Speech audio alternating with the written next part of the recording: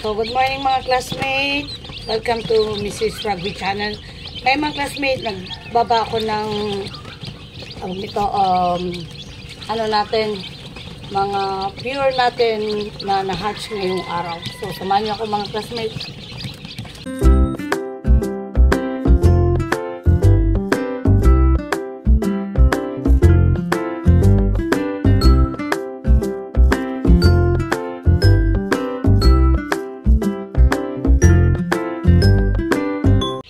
So, ito mga classmates, yung mga na-hatch natin na mga pure ngayong ano natin, ngayong season. First batch natin ito mga classmates. So, yung iba, ano na natin, na markingan ko na ito mga classmates. Ito yung pangalawang ano natin, sa pangalawang incubator natin. Ito. Ito yung katatapos kong markingan. Yan, may marking na siya. Yan. So, yan, may marking na siya. Ito, ano mga ito mga classmate? Pure sweater natin to. So, yan. Yung iba mga classmate, andito na sa, ano natin, brooder.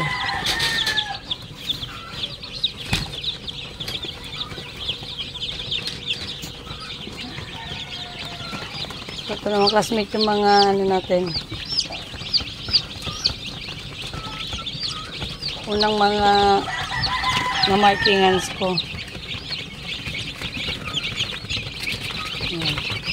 Ito na yung iba. Hindi ko na nilagyan ito mga classmate ng divider kasi madami sila. At least para may paglagyan tayo ng maayos yung mga pagkain tsaka tubig nila. Kasi hindi lang pwedeng dalawang kainan to o dalawang anuhan ng tubig. Dapat apat ang ilalagay natin. Kasi ano sila madami. So yan. Lagay na natin dito mga to.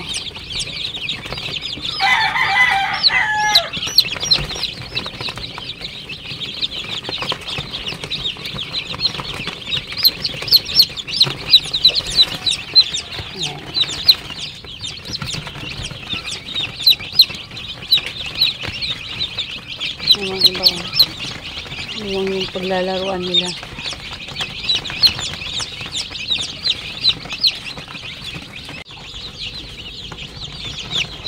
Ito mga classmates yung ano natin, sa pen number 10 natin, yung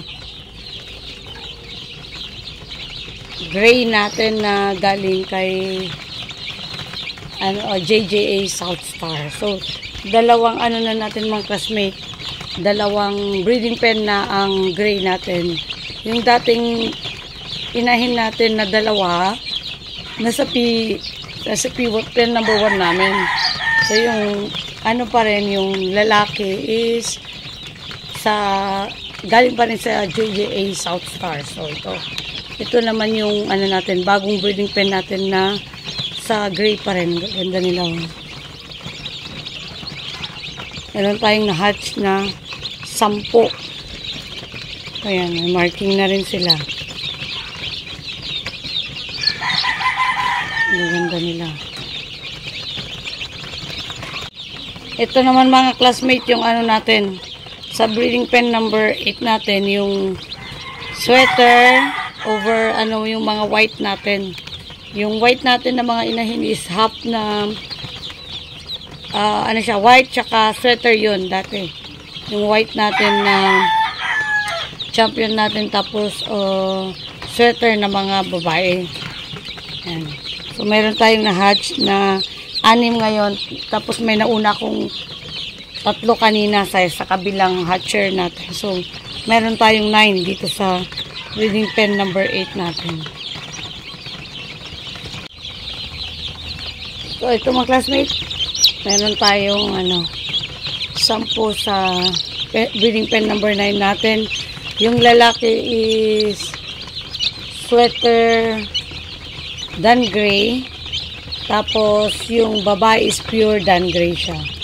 So ito yung natin, meron tayong na hatch na 10. Ayan, makikita mo yung ano niya. Kuha niya sa, mas maraming nakuha sa gangray. Ang mga yan.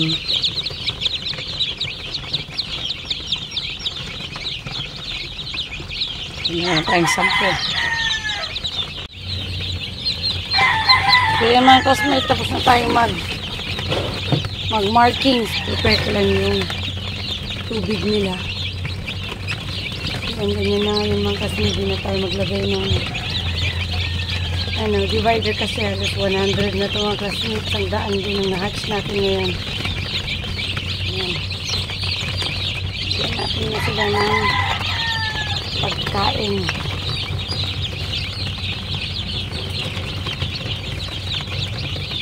Pagkain tsaka tubig. Ayan, may tubig na sila mga classmates. Bali yan po yung pero nilagyan ko yan ng ng yung brown sugar nila mga classmates para may matamis siya. Hindi kasi nilalagay namin mga classmates. Pag yung first day nila yung kabababa lang. Napainom namin sila ng brown sugar para nila may tain nila lahat yung mga doon sa loob ng intestine nila.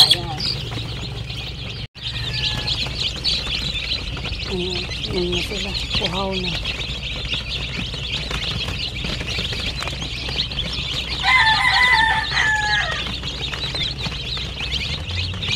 Ayan. Ito yung pagkain nila, din sila mag-stay. Kaya hindi na ako naglagay ng divider. Kung may divider, masikip na kasi. Ayan, pagkatapos tutulog-tulog na yan mga kasi. Tutulog sila. Dagdagan ko pa to.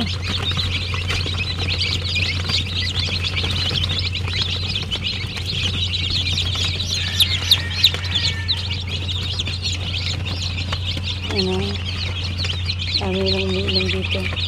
Kasi inuuna nila yung tubig.